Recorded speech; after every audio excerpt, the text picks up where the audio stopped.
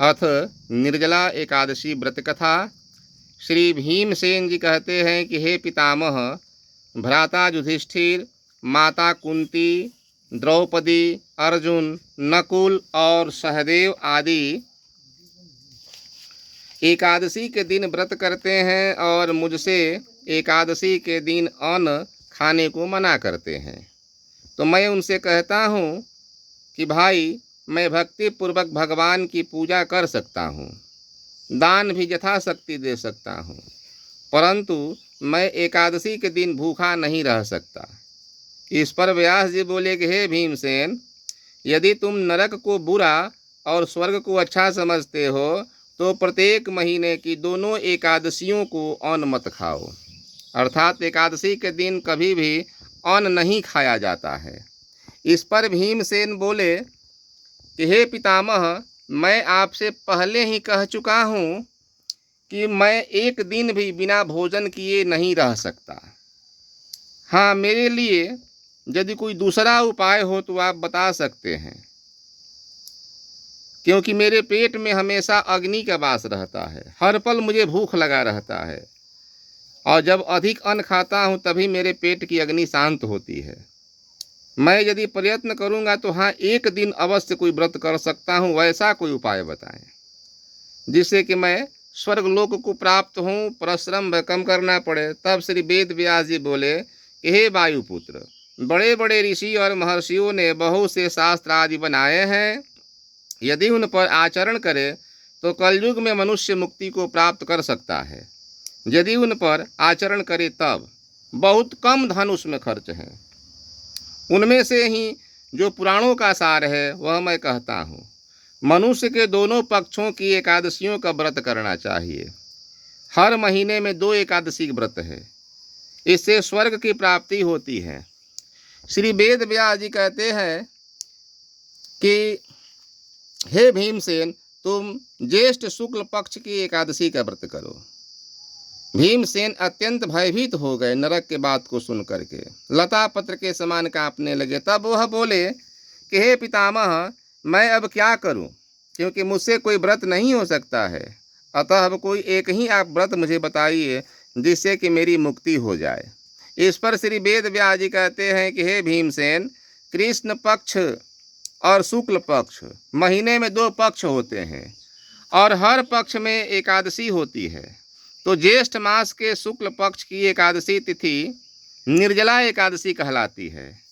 इस एकादशी के दिन व्रत करने से, निराहार रह करके, निर्जल रह करके व्रत करने से अक्षय स्वर्गलोक की प्राप्ति होती है।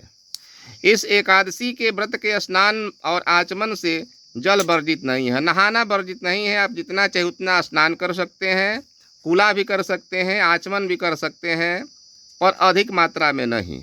कंठ से नीचे जल नहीं जाना चाहिए। भोजन इस दिन नहीं करना चाहिए, क्योंकि भोजन करने से व्रत भंग हो जाता है। अन्न तो बिल्कुल ही न खाएं। यदि ग्रीष्म ऋतु में ताप अधिक हो और प्यास जब लग जाए तो पूजन करने के बाद आप जल पी सकते हैं।